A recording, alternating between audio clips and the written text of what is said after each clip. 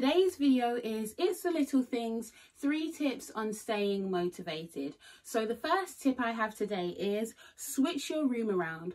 Set your room up so that you can have more light, space and accessibility.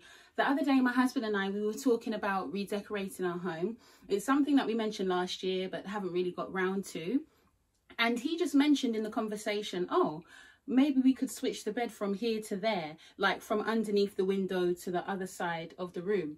And I just thought, So the other day, did a little decluttering, put the bed there, and voila, now I have more space in the room. As soon as you open the door, you're not kind of met with the bed. As soon as you walk in there, it's like, oh wow, there's space. And even though the house doesn't have fantastic storage, just that little switch of the bed, it's like the room feels more light and airy. And now when I look at the window, it feels more like, oh, there's light coming in. So even something as simple as switching the bed, you see, you don't need a budget for that. You just need some elbow strength and elbow grease. Just move some things around in your room and that can make you feel motivated. And now I feel like, oh, I just want to go in the room all the time, you know. It just feels more inviting. So I really love that. The second thing that you can do to stay motivated is to call a loved one and pray with them. Even when you are feeling down, you can still be an encouragement to someone else. Yeah. And I think this is so important because one thing that I like to do, sorry, when I speak to loved ones, one thing that I like to do, I do love to pray with them because it just lifts your spirit. Just someone hearing that you're praying for them and you hearing that someone is praying for you. Because let's be honest, a lot of times we say to people, oh, I'll pray for you, but then we can forget, things come up. It's not that they're not on the top of our list, but it's just easy to forget, unfortunately, sometimes those things. So just make sure you call someone, you know, call someone this week because you never know what they are going through. And at different points, at different seasons, we are all going through something. So we could all do with some more compassion. All right, the third thing is wear nice clothes in the house.